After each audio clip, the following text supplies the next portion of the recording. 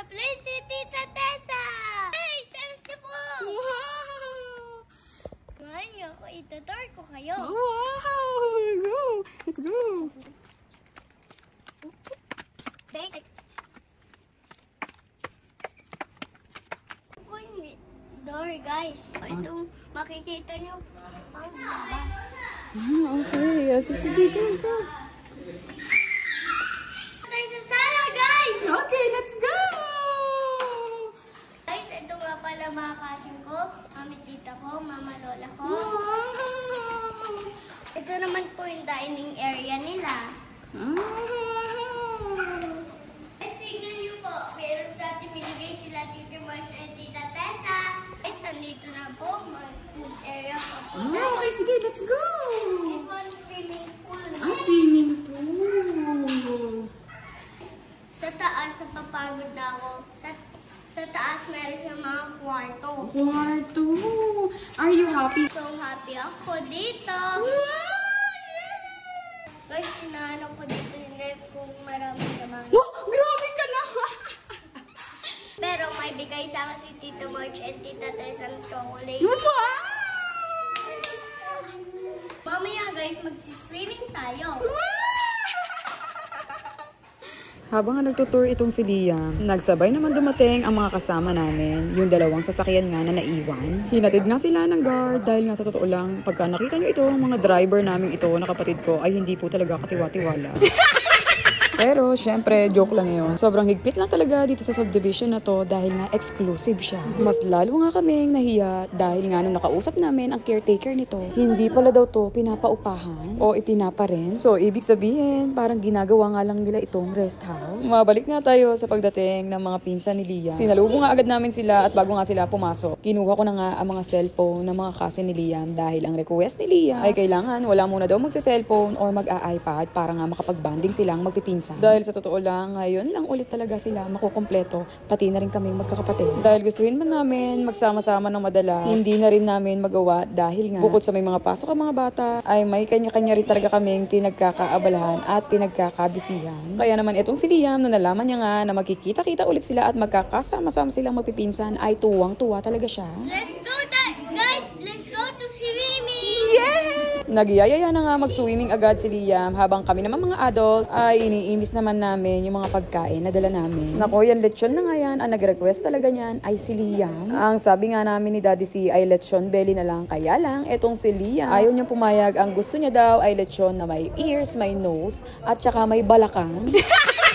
Nako, hindi ko nga alam kung saan pinagkukuha ni Liam ang mga pinagsasabi niya. Basta sinunod na nga lang namin ang gusto niya. O diba, akala mo naman siya ang may birthday at siya pa ang pumili ng kakainin. Hindi na nga din kami umorder ng kung ano-ano pa. Dahil nagtanong nga ako kay Tita Tessa kung pwede magluto dito at meron ngang lutuan. Kaya naman, yun nga yung dahilan. Kaya nag-stop kami sa Tagaytay at nag-grocery nga kami. Ang usapan nga namin magkakapatid, Sabado nga kami mag-check-in at pagkatapos ay Sunday uuwi na nga rin kami. Pero sobrang generous talaga ni Tita Tessa. Ang sabi niya nga sa amin, kahit hanggang Monday pa nga daw kami ng gabi dito. Pero sabi nga sa inyo, gustuhin man namin iyon, kaya lang may mga pasok ang mga bata at the same time, may mga trabaho nga rin kami. Sa totoo lang, itong place talaga na ito ni Tita Tessa ay sobrang relaxing talaga. Bukod sa maganda ang ambience, ay talaga naman nakita ko nga agad dito kay Liam ang pagka-feel at home niya dito sa bahay na to. Nako, nakita nyo naman po kung makapag-tour itong si Liam, akala mo sarili niyang bahay ito.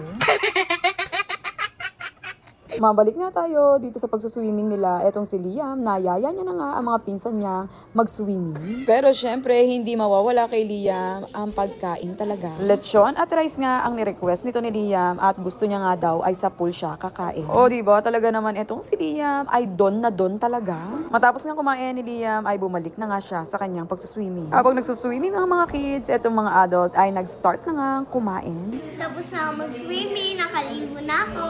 Tessa, Tita Marsh, maraming salamat po sa pahiram niyo po sa akin ng resort. Na-appreciate ko po, Tita Marsh and Tita Tessa, ha? Wow! Yeah! Matapos nga mag-swimming ng mga bata, kinantahan na nga namin ng happy birthday si Mama Lola.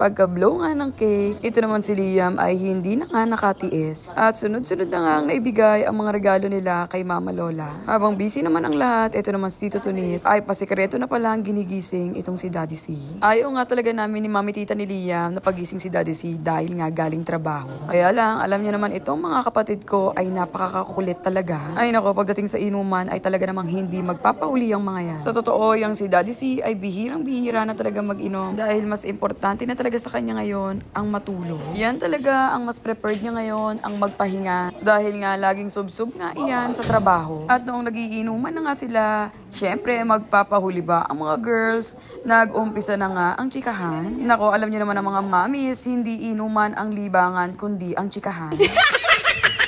Kung ang mga mommies busy sa chikahan, eto naman mga kids ay may kanya-kanyang pwesto sa panonood. O diba, ang mga pwestuhan nito ni Liam talaga naman feel at home na feel at home. Hindi yan makakatiis ng ganyan-ganyan lang yan. Siyempre, magre-request nga iyan ng kanyang meal. Matapos nga niyan, ay niyaya niya na nga ako sa kwarto para nga daw makapagpahinga na siya. Inintay nga lang nila Mami Tita makatulog itong si Liam at pagkatapos ay umalis na nga rin sila. Ayaw nga kasi payagan nito ni Liam na umalis si Mami Tita, Ninong Ayon at Kuya Tao Tao. Pero dahil nga may mga commitment sila Mami Tita kinabukasan, kaya naman nung nakahanap sila ng pagkakataon ay agad na nga silang umalis. Inatid na nga lang muna namin sa labas itong sila Ninong Ayon. Ang sabi ko nga ay bilisan na nga nila o exit na sila dahil baka magising nga itong si Liam. 1:36 AM, sakto nga pagka-start ni Ninong Ayon ng kanyang sasakyan, ay tinawag na nga ako ng mga pinsan ni Liam na naiyak nga daw si Liam sa kwarto. At syempre, para matanggal nga ang lungkot nito ni Liam, nag-request nga siya na gusto niya na nga lang daw ulit mag-swimming. Syempre, minsan lang naman yan, kaya naman pinayagan ko na nga itong si Liam. Mga 20 minutes ko nga lang siya pinayagan para mag-swimming dahil nga gabi na nga rin. Madali lang din naman kausap itong si Liam, kaya naman matapos ang 20 minutes ay umahon na nga rin siya. Hello guys, nakabihis na po ako, nakabad na ako. Good night.